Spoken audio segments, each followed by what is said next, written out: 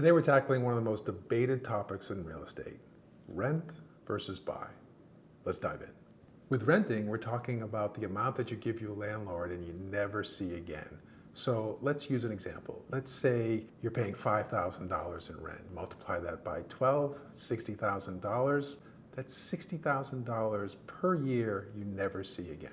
But with owning a home, it's a little bit more complex, and there are three things that you have to keep in mind. First is your mortgage payment, which consists of principal and interest. Second is property taxes. And third is general maintenance.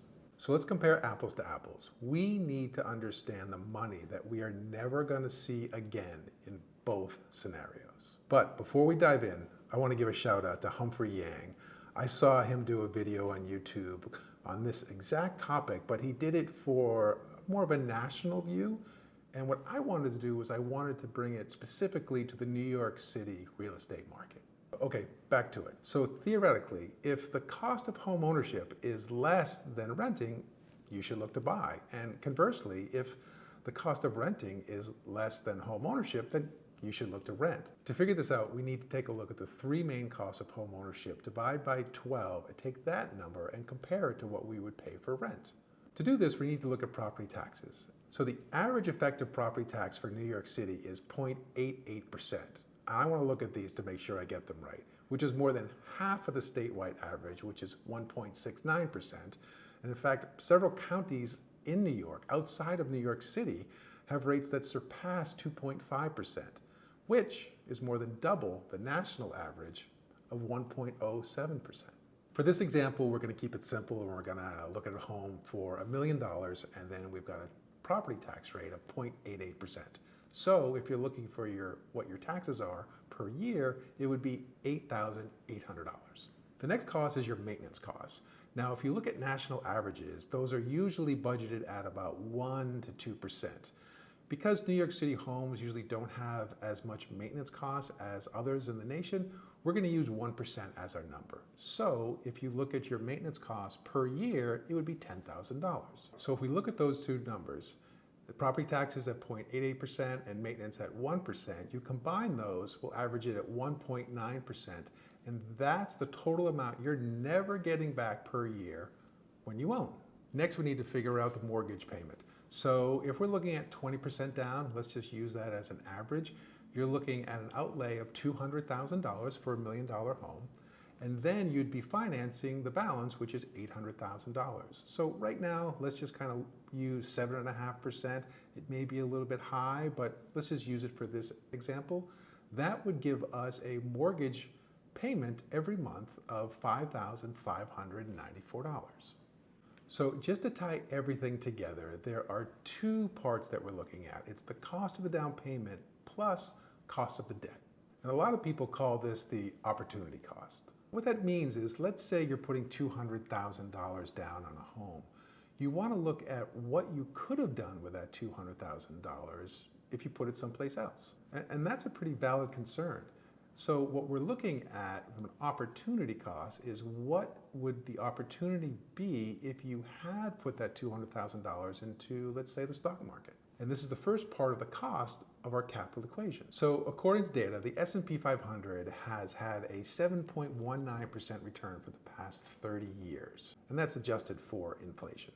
The median home price in New York has actually increased 6% per year on a similar time frame, compared to the national average, which is actually only 1.97%. So for simplicity's sake, if you were investing in stocks, your return would be 7%, and in real estate, it would be 6%. So the difference is only 1%. The second part of the capital equation is the cost that interest rates are costing you, which is commonly known as your cost of debt. For simplicity's sake, let's look at the 30-year loan at 7.5%, which would be a loan payment annually of $67,128. Okay, if you're still following me, then the cost of capital is then the opportunity cost of the down payment, which we figured out was 1% of $200,000, which is $2,000, plus the $67,128 in mortgage payments per year. That totaled of $69,128 in cost every year that we don't get back. Now, let's turn this into a percentage. we take the 69,128 divided by the home's value, and that equals 0.07%.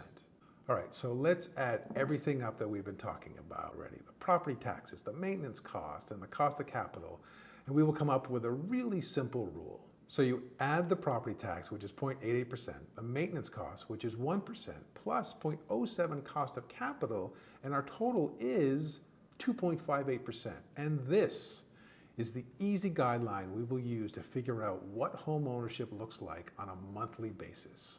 So let's stick with our $1 million home scenario, and let's put this ratio to the test and see how much you would need to rent a home for that to make sense compared to buying. So let's do this example.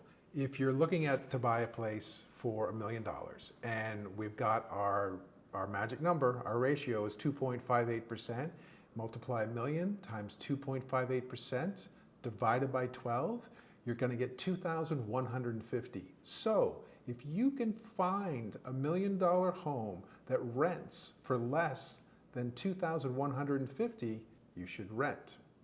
Odds are you're probably not going to be able to. Do these numbers sound interesting? It's one of the main reasons why ownership in New York City is so appealing. It's because these numbers, the rent versus buy calculator, works in the favor of buying so often when the rest of the country doesn't. So this gives us ballpark numbers, and it doesn't take into consideration all the factors that we're looking at, and there are a lot of variances that you have to take into consideration. Humans inherently are imperfect. What do I mean by that? There's sometimes an irrationality in purchasing. I'm not saying it's you, but it happens. You also have mortgage rates that can be all over the place, and we're also been dealing with inflation rates that have been fluctuating quite a bit too. These are all can be major factors in this calculation. That's all I have for you today. If you have any questions, as always, feel free to reach out.